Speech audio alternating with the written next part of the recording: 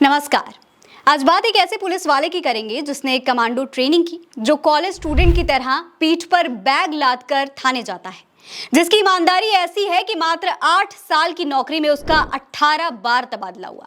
ऐसा पुलिस वाला जो सबको एक निगाह से देखता है। ये पुलिस वाले जिस जिले में पहुंचे, वहां के नेताओं की पतलून गीली हो गई, अपराधियों और भ्रष्टाचारियों की लंका लगा दी। नेता जिसे कभी मैनेज नहीं कर पाए, तबादले पर तबादला करते रहे। उस पुलिस वाले का नाम है आईपीएस प्रभाकर चौधरी। मात्र 8 साल में प्रभाकर चौधरी 15 जिलों के एसपी रहे और 18 बार इनका ट्रांसफर हुआ। बरेली में कावड़ियों के हुड़दंग के बाद लाठी चार्ज करने के बाद फिर से इनका ट्रांसफर हो गया। आज फिर इनको बरेली से एसएसपी के पद से हटा दिया गया है। तो चलिए जानते हैं कौन है प्रभाकर चौधरी, जिनके काम का सरकार भी लोहा मानती है, जिनकी ईमानदारी के आगे नेताओं की बोलती बंद हो जाती है। प्रभाकर चौधरी 2010 बैच के आईपीएस अफसर हैं। ये अंबेडकर नगर के रहने वाले हैं। बेसिक ट्रेनिंग खत्म होने के बाद प्रभाकर ने बतौर अंडर ट्रेनी एएसपी नोएडा में ज्वाइन किया था। उसके बाद उन्हें एएसपी के पद पर ही आगरा, जौनपुर और फिर वाराणसी भेजा गया। कानपुर नगर के एसपी सिटी रहे। जिले में कमान संभालने की बारी आई तो प्रभाकर चौधरी की पहली पोस्टिंग यूपी के आखिरी छोर पर बसे जिले ललितपुर से हुई। जनवरी 2015 में आईपीएस अधिकारी को ललितपुर जिले का एएसपी बनाया गया और दिसंबर 2015 यानी लगभग 11 महीने ललितपुर के एसपी रहे। ललितपुर से हटने के बाद प्रभाकर चौधरी इंटेलिजेंस मुख्यालय में पोस्ट किए गए। 13 जनवरी 2016 को यूपी के सबसे चर्चित जिले में शुमार देवरिया का उन्हें कप्तान बनाया गया, जहां उनकी तैनाती 18 अगस्त 2016 तक रही।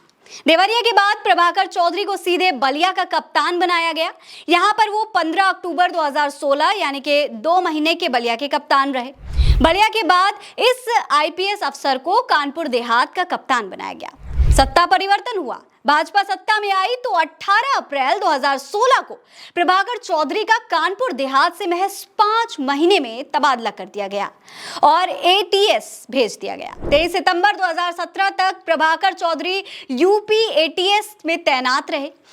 24 सितंबर 2017 को प्रभाकर चौधरी को बिजनौर जिले का कप्तान बनाया गया। बिजनौर में भी 6 महीने पूरे नहीं कर पाए और वो 19 मार्च 2017 को उन्हें बिजनौर से हटा दिया गया। बिजनौर से ट्रांसफर के 3 दिन बाद ही प्रभाकर चौधरी को मथुरा जैसे बड़े जिले का कप्तान बनाया गया।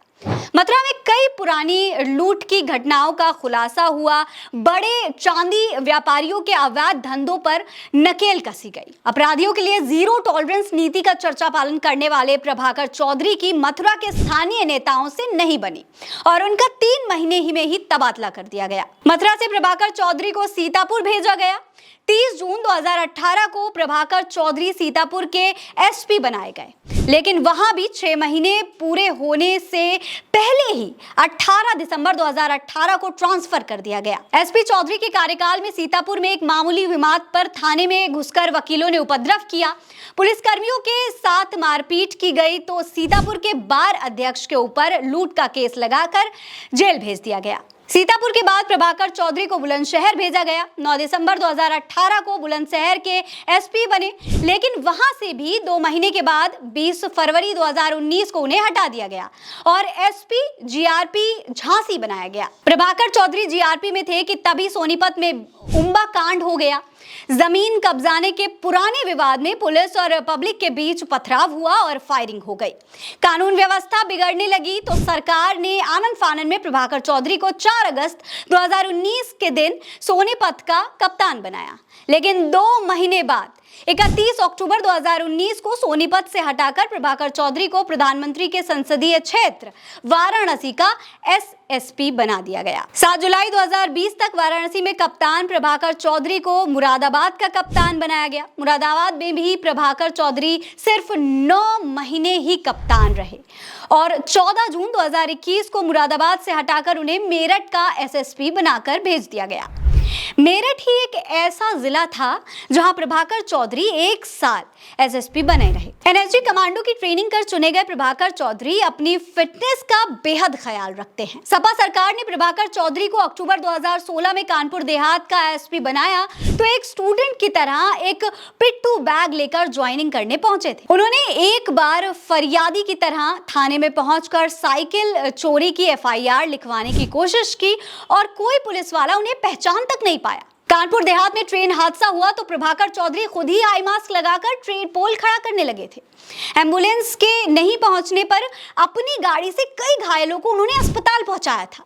रात भर राहत कार्य की खुद मॉनिटरिंग उन्होंने की थी। दोस्तों, वाराणसी में कप्तान रहे तो प्रभाकर चौधरी काशी की तंग गलियों में साइकिल से निकलकर लोगों के बीच चाय पीते और लोगों का फीडबैक लिया करते थे।